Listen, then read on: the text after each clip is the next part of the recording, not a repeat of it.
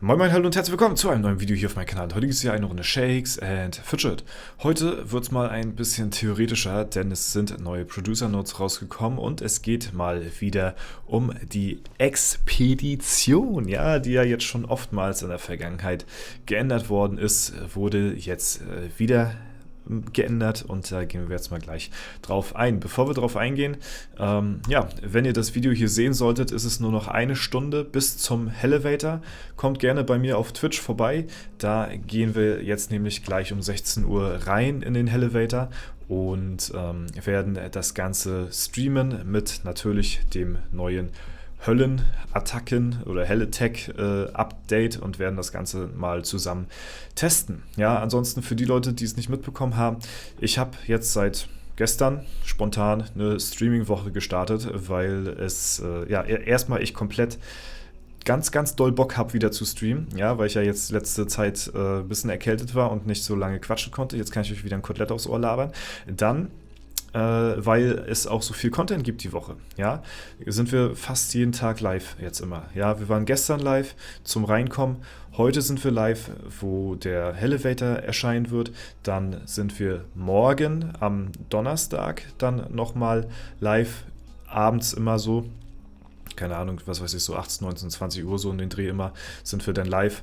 Und ja, am Donnerstag halt, da startet der Hellevator auf allen Servern. Plus, da machen wir im Anschluss an Shakes and Fidget noch einen schönen Zockerabend mit dem Sergio zusammen. Da freue ich mich auch schon sehr drauf. Also Donnerstag auch ein Stream.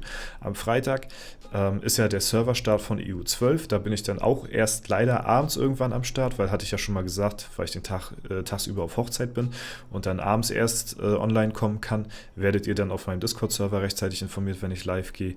Und am Samstag habe ich dann den ersten Tag in der Woche dann komplett endlich mal Zeit, um entspannt, ja, mir Zeit zu nehmen, um den ganzen Tag zu streamen. Da jagt mich keiner, da muss ich nirgendwo hin, da muss ich dann nicht zur Arbeit abends, denn da habe ich frei und dann können wir am Samstag richtig schön in EU12 reingrinden. Also am Samstag gibt es dann noch einen schönen langen Stream.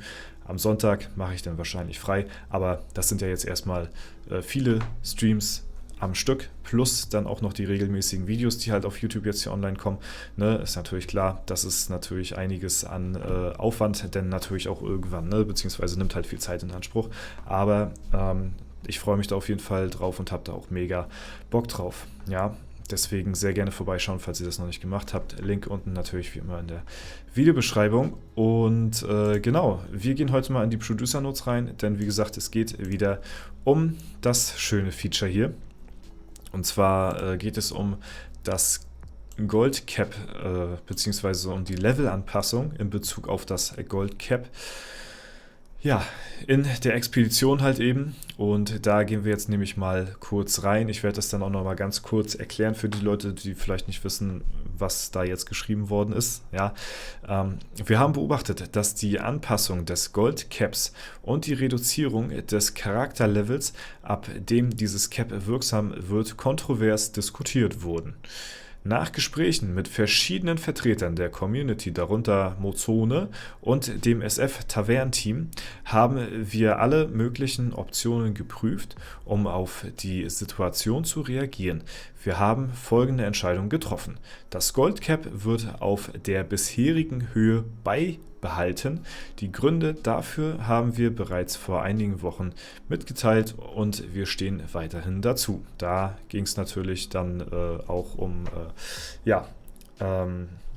Veränderung von dem, was wir ursprünglich an Gold bekommen haben durch das Expeditionsevent und was halt jetzt eben so ein bisschen angepasst worden ist. Aber da geht es halt eben auch auf der anderen Seite um das Gold Cap, also wann das Limit quasi erreicht ist, um das maximale Gold zu bekommen aus der Expedition jetzt speziell. Weil für die Leute, die es nicht wissen, das Game ist halt an vielen unterschiedlichen Grenzen gekappt, was halt eben das Goldeinkommen eingeht, ja. Was weiß ich, ich weiß es jetzt nicht mehr ganz genau, was war das hier, der Greifendrache, der ist gekappt auf 10 Millionen, ab Stufe 612, glaube ich, ja, Da bekommt man, glaube ich, 10 Millionen. Dann, weiß ich nicht, sind zum Beispiel die Edelsteine irgendwann gekappt auf 10 Millionen. Die höchste Levelgrenze, wo halt alles gekappt ist, ist halt Stufe 632. Da sind dann zum Beispiel auch sowas wie Pots gemaxt bzw. gekappt. Also wenn ihr unter 632 zum Beispiel hier eure Früchte verwandeln wollt in Pots, ja, dann, ja, mal gucken, wo ist er jetzt hier? Ja, dann bekommt ihr hier halt 10 Millionen raus. Die Stadtwache ist irgendwann auf 10 Millionen gekappt, ja, oder ja, ne, auf 10 Stunden dann halt. Und die Goldgrube, beziehungsweise die Goldgruben Produktionsgeschwindigkeit hat ihre maximale Geschwindigkeit auch auf Stufe 632 erreicht, sowie halt eben auch das normale Alu-Gequeste, beziehungsweise jetzt halt eben auch das Expeditionsevent auf 632 ist dort das Maximum. Ja, und jetzt lesen wir uns erstmal weiter durch, aber dass ihr das erstmal im Hinterkopf habt. Das Level, ab dem das Goldcap greift, wird mit dem Update 22.0 auf das Level 632 angehoben, wie es vor der Änderung der Fall war. Dies bedeutet, dass das Cap von 400 Millionen Gold, das man mit dem besten Reittier aus Expedition bei 100 Abenteuerlust erreichen kann, erst ab Charakterlevel 632 gilt. Das Goldeinkommen nähert sich dem maximalen Wert dynamisch an. So, was jetzt hier aber nicht mit beschrieben worden ist, dass das quasi vorher anders gewesen ist, speziell beim Expeditionsevent. Und zwar hatte man jetzt hatte man quasi das Gold Cap im Expeditionsevent nicht erst ab Stufe 632 erreicht, sondern ab Stufe 579. Nagelt mich jetzt nicht fest, ich glaube 579 war es gewesen. Dort hatte man quasi das Gold Cap schon erreicht und die Spieler, die 579 gewesen sind, bekommen quasi dasselbe Gold aus der Expedition wie ein Stufe 632 Plus Spieler und alle natürlich darüber, ne, mit inbegriffen. Und das war halt eben vorher ja zu niedrig, was ich auch nicht nachvollziehen konnte, warum sie das gemacht haben, warum das Goldcap noch weiter runter reduziert worden ist, speziell beim Expeditionsevent halt, und das nicht einfach wie bei der normalen Abenteuerlust halt eben auch so ist, dass das normale Cap eben ab 632 greift, ist meines Erachtens halt viel zu früh.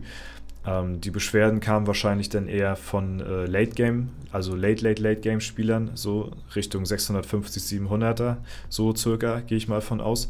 Berechtigt auch natürlich, weil man ja, irgendwo es auch unfair ist, sag ich mal, dass ein Stufe 700er so viel bekommt wie jetzt auf einmal ein 579er. Warum?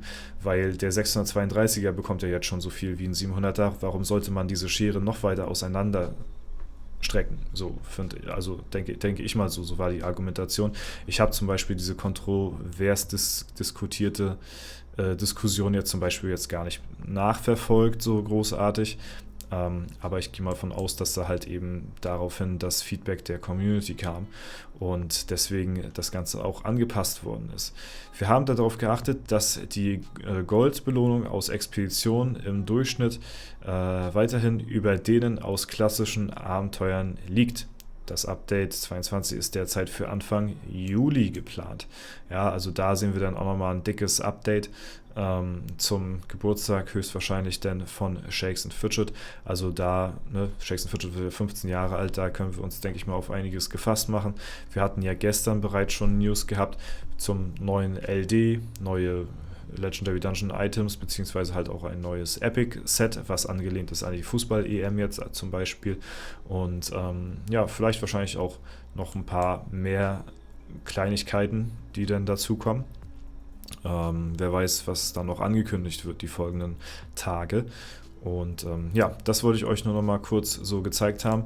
Also an die Spieler, die jetzt eventuell in diese Level-Range fallen, die jetzt zum Beispiel das Expeditionsevent gespielt haben und im Bereich zwischen 579 und 632 liegen, irgendwo dazwischen, ja, und eventuell jetzt Veränderungen beziehungsweise halt nach dem Update Veränderungen feststellen sollten. Das liegt dann halt eben daran, dass das geändert worden ist. Ja, das finde ich eigentlich nur fair, weil wenn es bei der normalen Alu so ist, warum soll das denn beim Expeditionsevent anders sein? Dann nimmt man das ja automatisch dann, ne? Und ja, wir haben es trotzdem, ich habe es ja auch gelesen, auch wenn das Ganze genervt worden ist, auch damals schon, ne, wo das halt viel zu schnell war, sind wir trotzdem mit dem Expeditionsevent immer noch in den positiven Bereichen vom Goldeinkommen her. Also wir liegen noch über dem Schnitt im Vergleich zu dem normalen Alu-Gequeste. Also das ist nach wie vor trotzdem immer noch der Fall. Und ja, das wurde ja jetzt halt eben auch in den Producer Notes auch nochmal ausdrücklich erwähnt, ne? Nur halt eben das Goldcap wurde halt nochmal angepasst. Und ja, das sind so die News, die jetzt gerade rausgekommen sind, ne? Beziehungsweise gestern Abend um 18 Uhr war das, wo die Producer Notes rauskamen, und da wirst du jetzt natürlich dann auch dementsprechend jetzt Bescheid, ne? Judy, ansonsten denke ich mal, das ist das erstmal soweit für heute gewesen. Wir sehen uns natürlich dann auch gleich im Livestream. Ich freue mich auf euch. Ja, ich werde zusehen, dass ich jetzt mich gleich ins Bett begebe, denn ja, anhand der Uhrzeit kann man vielleicht zurückrechnen. Es ist jetzt gleich 7 Uhr morgens. Ich werde jetzt das Video fertig machen, dann lege ich mich hin und dann sehen wir uns hoffentlich dann pünktlich um 16 Uhr dann auf Twitch. Ich freue mich sehr drauf, bin sehr gespannt auf die, beziehungsweise nicht gespannt, ich bin ja gespannt auch, aber ich bin sehr gehypt jetzt auf die Woche. Und es wird sehr cool werden, denke ich mal. Es ist einiges, was wir jetzt wieder zeigen können. Es ist wieder vollgepackt bis oben hin an Content. Jetzt die nächste Zeit in Shakes and Fidget. Und da freue ich mich natürlich sehr drauf. Ne? Es ist immer eine schöne Sache zu wissen, dass es gerade keine Flaute-Phase gibt, sondern immer was zu zeigen, immer was zu berichten und so. Dann muss ich mir auch nichts immer so aus den Fingern saugen an Content, sondern bin dankbar, dass es mir so bereitgelegt wird auf jeden Fall. Ne? Ansonsten war es das soweit. Ich wünsche euch noch einen super schönen Tag. Vielen lieben Dank fürs Zuschauen. Haut rein und bis zum nächsten Mal.